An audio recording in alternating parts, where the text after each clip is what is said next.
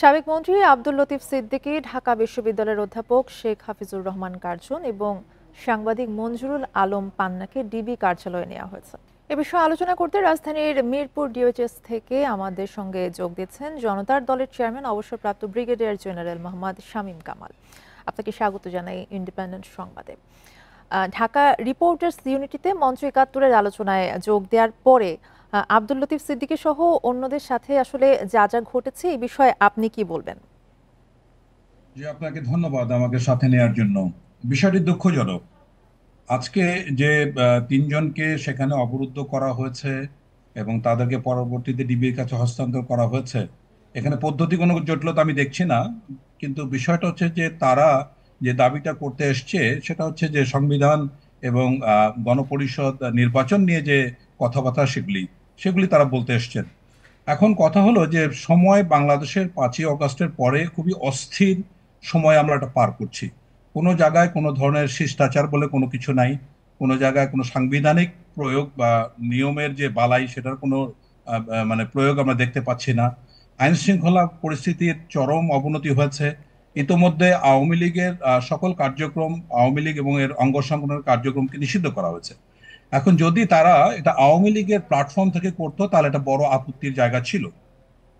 আমরা দেখুন এই গত ১ বছরে আপনার স্লোগানের ভাষা যা দেখছি, প্রতিহিংসার যে আক্রমণাত্মক আচরণ দেখছি, এটা কিন্তু আমাদের রাজনৈতিক যে অপসংস্কৃতি এবং আমরা জাতিগতভাবে যে খুব নিম্ন মানসিকতার মননের যে আমরা জাতি, সেটার একটা রিফ্লেকশন।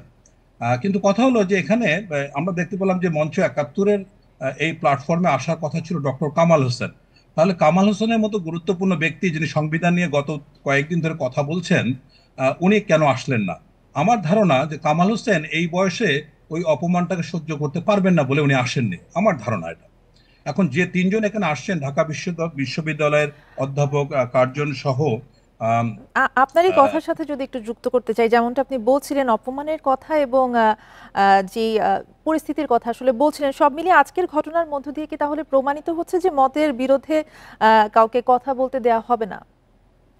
না, ব্যাপারটা তাই। আমার কথা হচ্ছে যে তারা যেটা বলতে চাচ্ছিল সেটাকে বলতে দেওয়া উচিত। এখন যেটাই হোক না কেন, প্রথম আপনি আওয়ামী লীগ বা তার অঙ্গ সংগঠন নিষেধ করেছেন, কিন্তু কোনো মুক্তিযোদ্ধা তার পক্ষের কথা বলতে পারবে না, এটা তো ঠিক না।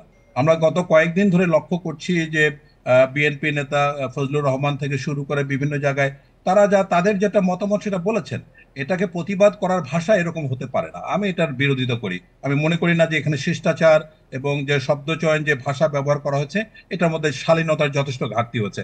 আমার বিষয়টি হচ্ছে আর একটা জায়গায়, সেটা হচ্ছে যে আব্দুল লতিফ সিদ্দিকী, যিনি বহিষ্কৃত নেতা আওয়ামী লীগের এবং মন্ত্রী ছিলেন, হজ নিয়ে একাধিকবার মানে বিভিন্ন ধরনের কথাবার্তা বলে শেখ পরিবার নিয়ে কথা বলে উনি বিতর্কিত হচ্ছে, বহিষ্কৃত হচ্ছেন।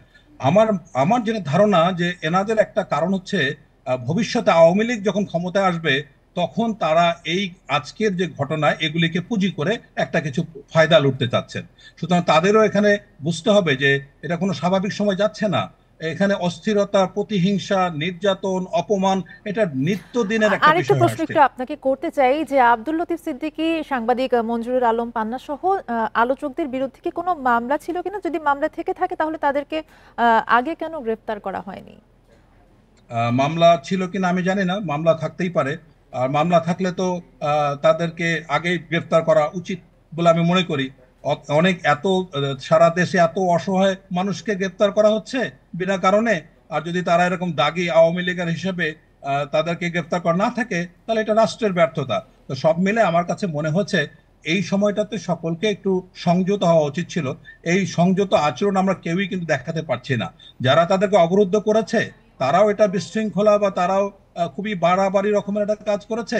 আবার যারা এইসব উপস্থাপন করতে গিয়েছেন, ওই সংবিধান বা গণপরিষদ নির্বাচন নিয়ে এমন কোনো পরিস্থিতি দাঁড়ায় নাই যে আপনাদের এখানে গোলটোগোল বৈঠক করতে হবে।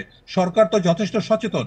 আপনি কি মনে করেন যে আগামী ৪-৫ মাসের মধ্যে সংবিধানকে বাতিল করা, গণপরিষদ নির্বাচন, এই বিষয়গুলোতে একেবারে ক্ষীণ হয়ে আসছে? কিন্তু এইসব বিষয়কে নিয়ে উস্কে দিয়ে আবার নতুন করে একটা মানে প্রেক্ষাপট তৈরি করা, আমি মনে করি এটা প্রয়োজন ছিল না। তারপর এনাদের মতো শিক্ষিত মানুষ, এনাদের মতো অভিজ্ঞ মানুষ, তারা যখন এই কাছাকাছি করে বসে, এখন বুঝতে হবে যে মানে যারা জুলাইয়ের বিপ্লবের সাথে জড়িত তাদের একটা আবেগের জায়গা আছে, সুতরাং সেই জায়গাটাকে তারা কিন্তু আঘাত করেছেন। তো সব মিলে আমি মনে করছি না যে এটা কোনো পাশাপাশি তাদের যেহেতু পক্ষ আপনি থেকে। বলছিলেন নিরাপত্তার কথা বলছিলেন, আইন শৃঙ্খলা পরিস্থিতির কথাও বলছিলেন, অবরুদ্ধ করে আসলে এভাবে পুলিশের হাতে তুলে দেওয়াটা কি আসলে আইন বিরুদ্ধ নয়? অবরুদ্ধ, এখন বিষয়টা হচ্ছে যে দেখতে হবে পুলিশ যখন তাকে নিয়ে গেছে ডিবিতে, আমরা যেটা ডিবিতে নেওয়ার উদ্দেশ্য তাদেরকে জিজ্ঞাসাবাদ করা। এখন তাদের পিছনে মোটিভ কি, তারা এর পিছনে মোটিভ কি আছে, বা কারা তাদেরকে এটা মানে চালাচ্ছেন বা কে ইঙ্গিত দিচ্ছেন, এই বিষয়গুলো হয়তো বা ডিবি উদ্ধার করার চেষ্টা করবে। তাতে যদি কোনো ষড়যন্ত্রের কোনো ধরনের পান, গন্ধ পান, তাহলে সে সে বিষয়ে পুলিশ নতুন করে মামলা দিতে পারে। সুতরাং এটা একটা আইনি প্রক্রিয়া, আমার মনে হয় যে এটার মধ্যে দোষের কিছু নাই। তবে যেটা বিষয়ে খুবই আমাদের সচেতন থাকতে হবে, খুবই অস্থির, অশালীন এবং প্রতিহিংসামূলক সময় কিন্তু কাটছে। জি। এখানে সবারই সতর্ক থাকা উচিত বলে আমি মনে করি। তারও বাড়াবাড়ি করা উচিত না। আর 4-5টা মাস সময় আছে। এই সময়টার মধ্যে সরকার একটা কোনো রকম নির্বাচন দিয়ে যদি তাদের ক্ষমতা সুশৃঙ্খল ছেড়ে দেন। ভাবে যেন আসলে পুরোটা নির্বাচন আসলে অনুষ্ঠিত হয়, এমনটাই প্রত্যাশা সবার। আপনাকে অসংখ্য ধন্যবাদ আমাদের সাথে যুক্ত হবার জন্য।